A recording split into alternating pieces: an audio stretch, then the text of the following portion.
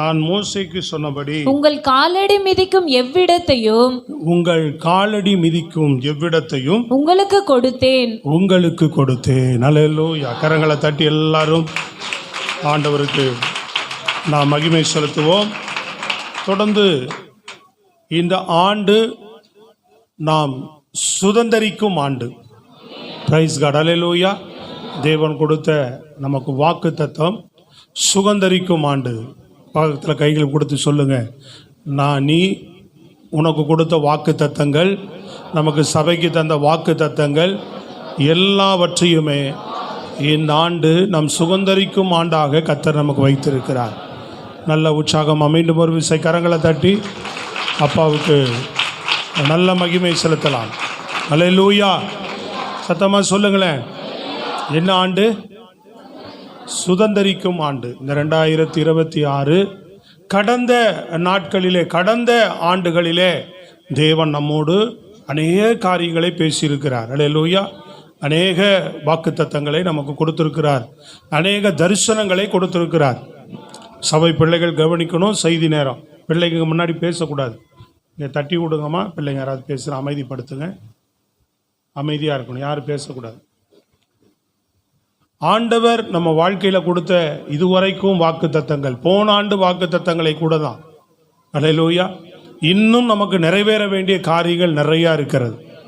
அப்போது இந்த வருகிற வருஷம் ஆண்டவர் இதெல்லாம் நம்மை சுதந்தரிக்கிற ஒரு ஆண்டாக கர்த்தர் நமக்கு மாற்றப் போகிறார். யோசுவா காலம் என்று சொல்லும்போது அவனுடைய நாட்கள் சுதந்தரிக்கிற ஒரு காலமாக இருந்தது. எதை சுதந்தரிக்கிற காலம்னா, ஆபிரகாமுக்கும் ஈசாக்குக்கும் யாக்கோப்புக்கும் தந்த வாக்கு தத்தம். எல்லாரும் கவனிக்கணும். ஆபிரகாமுக்கும் ஈசாக்குக்கும் யாக்கோப்புக்கும் தேவன் கொடுத்த வாக்கு தத்தத்தை பல நூற்றாண்டுகள் கழித்து யோசுவாவினுடைய காலத்திலே அதை அவர்கள் சுதந்தரிக்கிறவர்களாக மாறினார்கள். ஆமென். அல்லேலூயா. யோசுவாவின் காலம்தான் சுதந்தரிக்கிற காலமாக மாறியது. அந்த வாக்கு தத்தத்தை அவர்கள் உரிமையாக்குகிற காலமாக இருந்தது.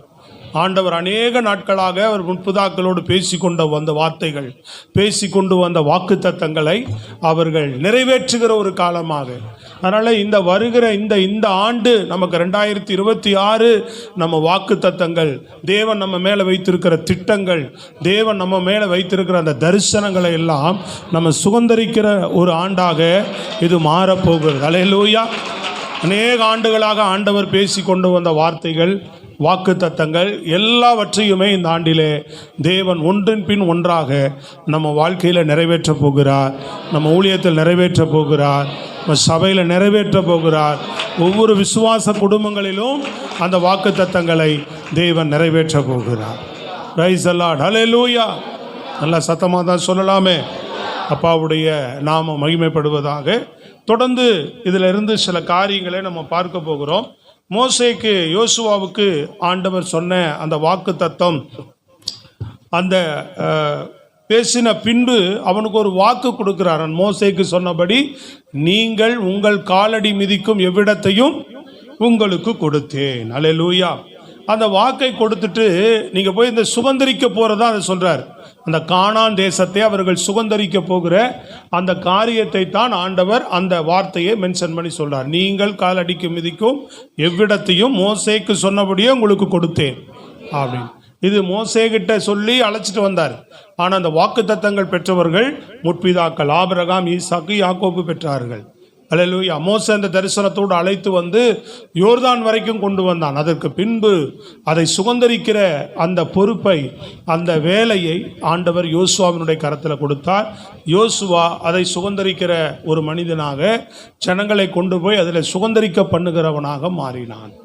Price God. அல்லேலூயா. அதாவது இடம் அவர்களுக்கு கொடுக்கப்பட்டது. அந்த இடத்துல அவர்களுக்கு எல்லா விதமான ஆசீர்வாதத்தையும் கொடுத்தார். தேவனுடைய மகிமை அந்த இடத்துல தங்கியிருந்தது. தேவனுடைய பிரசன்னம் அவர்களிடத்தில், அவர்கள் நடுவிலே காணப்பட்டது. தேவன் அவர்களுக்கு பாலும் தேனும் ஓடுகிற ஒரு நிறைவுள்ள உச்சிதமான கோதுமையினாலும் கண்மலையின் தேனினாலும் அவர்களை போஷித்து அவர்களை நிறைவாய் நடத்துகிற ஒரு இடத்தை, அவர்கள் எல்லாம் எதிர்பார்த்தார்களோ அதையெல்லாம் ஒரு சுதந்தரிக்க கர்த்தர் செய்தார். பிரைஸ் காட், அல்லேலூயா. நாம கிறிஸ்து இயேசுவுக்குள்ளாக இந்த நாட்களிலே தேவன் நம்ம சபையில் கொடுத்துட்டு வந்த வாக்கு தத்தங்கள், நம்ம சபைக்குன்னு ஒரு தரிசனம் உண்டு, ஒரு நோக்கம் உண்டு, அல்லேலூயா. தேவனுடைய ஒரு திட்டம் உண்டு. அதை இந்த ஆண்டிலே தேவன் நிறைவேற்ற போகிறார். பிரைஸ் காட், அல்லேலூயா. அதற்கு ஆண்டவர் நீங்கள் பார்த்தீங்கன்னு சொன்னால் யோசுவாவுக்கு யோசுவா 1:5 ஒரு 3 வாக்கு தத்தங்களை கொடுக்கிறார். அது வாசிங்க பார்ப்போம். ஒரே வசனம் தான், 3 வாக்கு தத்தங்கள் அதில் அடங்கி இருக்கும். நீ உயிரோடு இருக்கும் நாளெல்லாம், நீ உயிரோடு இருக்கும் நாளெல்லாம் ஒருவனும் உனக்கு முன்பாக எதிர்த்து நிற்பதில்லை, ஒருவனும் உனக்கு முன்பாக எதிர்த்து நிற்பதில்லை. நான் மோசேயோடு இருந்தது போல, நான் மோசேயோடு இருந்தது போல உன்னோடும் இருப்பேன், நான் உன்னோடும் இருப்பேன், நான் உன்னை விட்டு விலகுவதும் இல்லை, நான் உன்னை விட்டு விலகுவதும் இல்லை, உன்னை கைவிடுவதும் இல்லை, உன்னை கைவிடுவதும் இல்லை. அல்லேலூயா, ஸ்தோத்திரம். 3 காரியம் சொல்லுகிறார். 1, நீ உயிரோடு இருக்கும் நாளெல்லாம் ஒருவனும் உனக்கு முன்பாக எதிர்த்து நிற்பதில்லை. 2வது, நான் மோசையோடு இருந்தது போல, 2வது காரியம் நான் உன்னோடு இருப்பேன் அப்படின்றார். 3வது, நான் உன்னை விட்டு விலக மாட்டேன், நான் உன்னை கைவிட மாட்டேன் அப்படின்றார். 3 விதமான வாக்கு தத்தங்களோடு அவனை அனுப்புகிறார். அல்லேலூயா. இந்த 3 வாக்கு தத்தங்களை கொடுத்தவர் ஒரே ஒரு கட்டளையை கொடுக்கிறார். அவனிடத்தில் ஒரு கட்டளையை கொடுக்கிறார். அல்லேலூயா. வாசிப்போம் தொடர்ந்து அந்த வேத பகுதியை. பலங்கொண்டு திடமனதாயிரு. இல்லை, 8. இந்த நியாயப்பிரமாண புஸ்தகம், இந்த நியாயப்பிரமாண புஸ்தகம் உன் வாயை விட்டு பிரியாதிருப்பதாக, உன் வாயை விட்டு பிரியாதிருப்பதாக, இதில் எழுதியிருக்கிறவைகளின் படியெல்லாம் நீ செய்ய கவனமாய் இருக்கும்படி, எழுதியிருக்கிறபடியெல்லாம் நீ செய்ய கவனமாய் இருக்கும்படி இரவும் பகலும் அதை தியானித்துக் கொண்டிருப்பாயாக, அதை தியானித்துக் கொண்டிருப்பாயாக. அப்பொழுது நீ உன் வழியை வாய்க்க பண்ணுவாய், அப்பொழுது புத்திமானாயும் நடந்து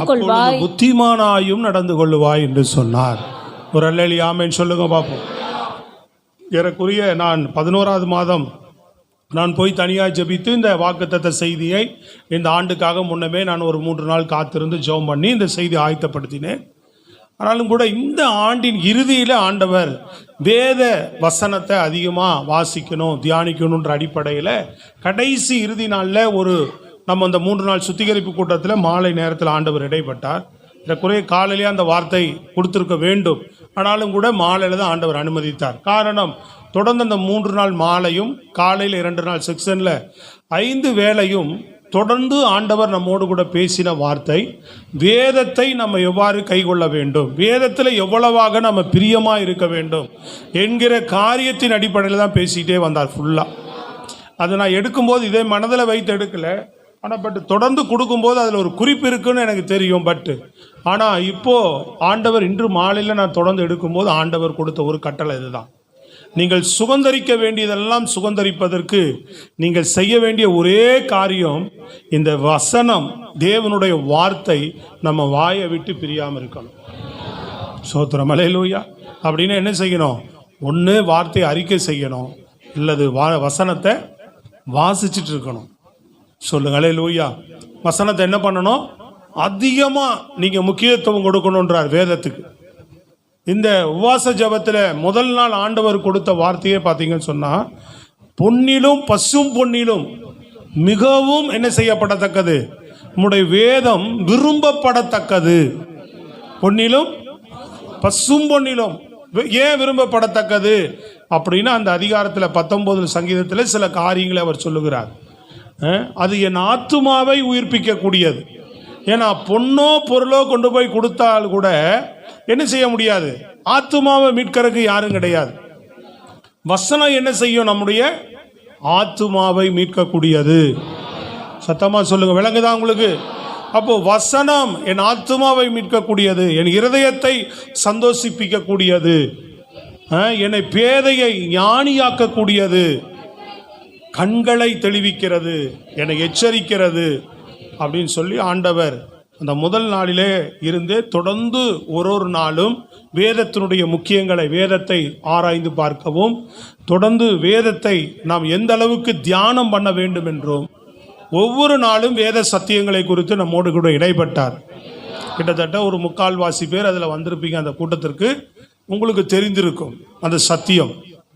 அப்போ வேதத்தின் மேலே நம்ம என்ன செய்ய வேண்டும்? ஆண்டவர் இவனுக்கு ஒரு 3 கட்டளைகளை கொடுத்து, ஒரு 3 வாக்குத்தத்தங்களை கொடுத்து ஒரே ஒரு கட்டளை கொடுக்கிறார். நல்லா கவனிக்கணும்.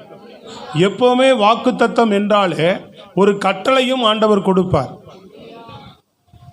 சொல்றது விளங்குதாங்க? சொல்றது விளங்குதா உங்களுக்கு? ஈசாக்கிட்ட சொல்லுவார், நீ என் சொல்லுக்கு கீழ்ப்படிந்தால், நீ என் சொல்லுக்கு கீழ்ப்படிந்தால் உங்க அப்பாவுக்கு கொடுத்த வாக்கு தத்தத்தை உனக்கு நிறைவேற்றுவேன் அப்படின்பார்.